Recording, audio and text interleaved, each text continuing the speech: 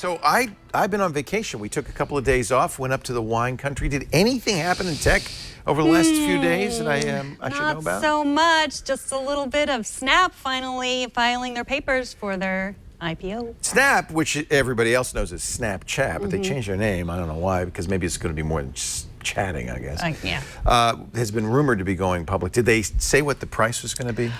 They didn't say, but Yeah, I think their estimate is $20 billion. That's what they would be worth. That's the value of the company. Yeah, which that's a lot for filters that make you look like a dog, I think. Well, that's the question. I mean, we ask this every time a big company. I remember when Facebook went public, we were all, oh, is it a good investment? Not that you and I don't invest in tech stocks. Nope.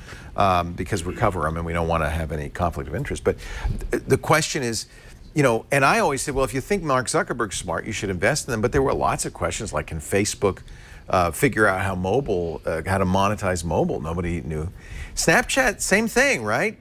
Evan Spiegel, the founder of Snapchat, he's a smart guy, clearly. But it's really just an app. Can he turn that into something more than just an app?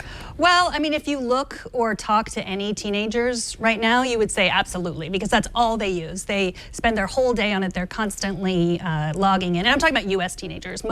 That's where most of the people Is come it not from. International? Not really. And they're they're going to be supported by the Google Cloud, which means they're not getting into China anytime soon either. So there's, you know, that seems a little risky, because that's where a lot of the people. There's other risk involved. Snapchat lost, let me look here, in 2016 lost more than $500 million. It lost $372 million a year before. I mean, it's not a moneymaker. No, and their worst quarter was the last quarter, and people say that's because Instagram is taking all their features. There's Instagram stories, you can, Facebook, you can do all the Facebook filters. Kids don't use Instagram, or do they? Kids use Instagram, they do not use Facebook. Okay, yeah, I know they don't use Facebook, yeah. Well, actually, some kids do. Young people, I think in their 20s, use Facebook. They grew up with Facebook. Right, it depends on what you mean by kids. Yeah, well, anybody under 50 is a kid to me. Well, speaking of the old people, part of their IPO... Wait a minute, what did you just say? I said speaking of the old people. Okay, just checking. Not you people. The older people who might look at Snapchat, try it once, and think, this is so confusing, what do I press, No, where do I think old people like Snapchat. Do they? I do. Well, I think you and I have talked about how hard it is to get around. And part of their IPO was basically they had to release a manual of how it works. Yeah, there's all these documents. See, that's dopey. But that's for Wall Street. Yes. See, that's for the old people. Part of the reason Snapchat's successful, I'm convinced, is that they didn't tell anybody how it works. And so peers, kids, show other kids, oh, look, have you seen this? And that actually is great for word of mouth. That's so true. I think that was a smart strategy. Yeah, remember last week I showed you how to make a sticker of your face. Right. Yeah, exactly. My 13-year-old daughter You did the showed me that. mustache and the teeth. I love that. And then you cut it out and you can make a sticker. The thing that I find interesting, there are two founders, Evan Spiegel, who gets a lot of credit. He's kind of the name. Another guy named Bobby Murphy. They will both be billionaires the minute the stock goes public, right? They'll be able to take a lot of money off the table. But there was a third guy named Reggie Brown. There's Reggie Brown.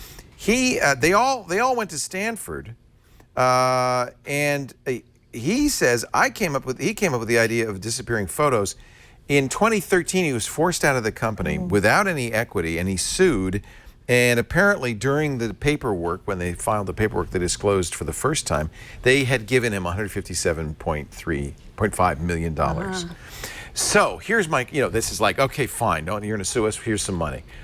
Which would you rather, 3 years ago to have $157 million, that's a lot, that's a big chunk of change, or hold out for 2017 and a possible IPO and a possible payday of more than $1 billion. Well, I don't like risk. I'd take the money. Yeah, I'd take the money. And then, yeah. What can't you do with $157 million? You can't, you can't buy downtown Manhattan. But I mean, you could have a decent life. I'd be happy with that. Right. Well, so getting back to the IPO, it's the biggest IPO so far since Alibaba in 2014. So it's been a while. We've had a time where there have not been any big tech IPOs. This might be a bellwether. It might be fantastic news for the tech industry. We might be headed into good times. It seems so speculative on a company that I don't think has ever made money. They've certainly shown they can lose money. It seems so It speculative. does. I mean, I think they're really counting on all the teenagers using it and only it and logging in constantly throughout the day. And Wall Street Journal said it's the new TV, and they described it as this is lean back entertainment as opposed to lean in entertainment, which means. Wait a minute, they thought this is going to replace television? Yeah, that kids they're looking through their feeds, they're looking through their stories, they're looking through famous people's stories, they're looking through the New York Times, they're looking through Glamour, they're looking through all of this news, and it's their new TV. I mean, that's the page, right? The Discover page. Discover. I wonder if kids, does your daughter use Discover? She looks at Discover. Yeah.